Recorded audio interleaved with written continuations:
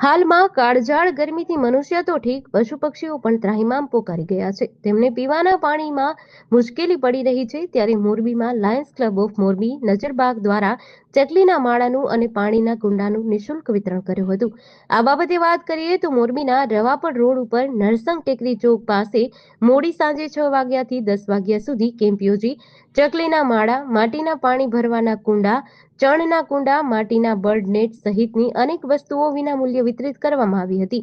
કોઈ જગ્યાએ પાણીના કુંડા મૂકવામાં આવ્યા તો કોઈ જગ્યાએ ચકલીના માળા મૂકવા જોઈએ જેવી એક સેવાકીય ભાવના સાથે ચકલીના માળા અને કુંડા લેવા માટે લોકો પણ ઉમટ્યા હતા. અહીં એ વાત જણાવી દઈએ કે સેવાકીય પ્રવૃત્તિઓ તો સમયાંતરે થતી જ હોય છે. મોરબી મનપાના વોર્ડ નંબર 9માં ચૂંટાયેલ મહિલા કોર્પોરેટર ભગવતીબેન કુંડારિયા દ્વારા પોતાના વિસ્તારમાં શાકભાજી વેચતા નાના લારી ગલ્લાવાળાને છાંયો કરવા માટે છત્રીઓનું વિતરણ કર્યું હતું. બીજા કોર્પોરેટરોએ પણ આ અંગે બોધપાઠ લેવો જોઈએ. જીડીસી ન્યૂઝ સાથે શ્રીકાંત પટેલ, મોરબી.